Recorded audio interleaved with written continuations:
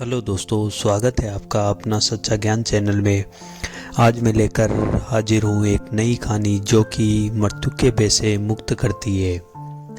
एक बार एक राजा था, वह बड़ा ही पराक्रमी एवं निडर था। उसके राज्य में कोई भी व्यक्ति दुखी नहीं था।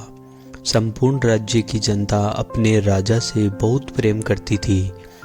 एक बार की बात है, राजा को सोते हुए सपने में किसी परछाई के आने का आभास होता है तथा राजा के द्वारा उस परछाई से पूछने पर वह परछाई अपने को मृत्यु बताती है तथा राजा को कहती है, राजा, आज से ठीक 3 दिन बाद आपको यह लोक छोड़कर हमारे साथ मृत्यु लोक चलना है एवं आपकी 3 दिन बाद मृत्यु हो जाएगी।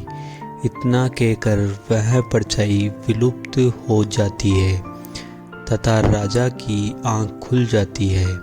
राजा सुबह अपने दरबार में सभी विद्वानों को बुलाता है तथा अपने सपने का जिक्र उनके सामने करता है तथा मृत्यु के भय को दूर करने के लिए सभी विद्वानों से इस बारे में अपनी राय बताने को कहता है।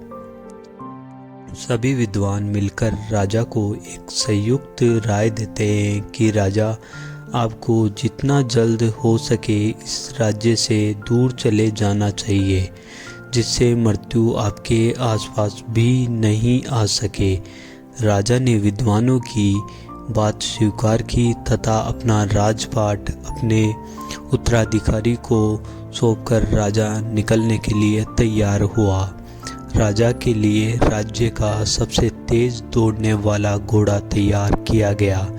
राजा सवार होकर अपने घोड़े को तेज गति से दौड़ाते हुए राज्य से बहुत दूर एक जंगल में पहुंच गया, जहां पहुंचते पहुंचते राजा को शाम हो गई तथा राजा ने सोचा कि मौत को मैंने बहुत पीछे छोड़ दिया है, अब मुझे मौत नहीं पकड़ सकती। इतना सोचते हुए राजा थोड़ा आराम करने लगा। जैसे ही थोड़ा समय गुजरा, राजा को एहसास हुआ कि कोई काली परछाई जैसा राजा के पीछे खड़ा है। राजा ने पीछे मुड़कर देखा तो वही परछाई जो राजा के सपने में आई थी, वो ही राजा के पीछे खड़ी थी।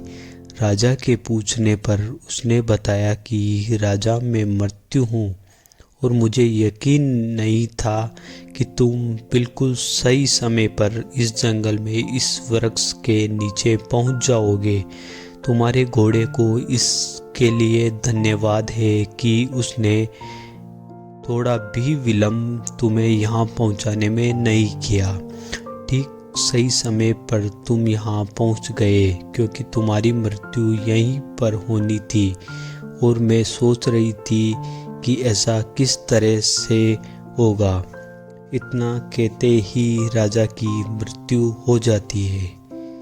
इसलिए मृत्यु जिसकी जहाँ होनी होती है वहाँ ही होती है। दोस्तों, ऐसी कहानियाँ और सुनने के लिए चैनल को सब्सक्राइब एवं लाइक ज़रूर करें। इससे हमें आपके लिए नई नई कहानियाँ लाने की प्रेरणा मिलती है। धन्यवाद दोस्तों।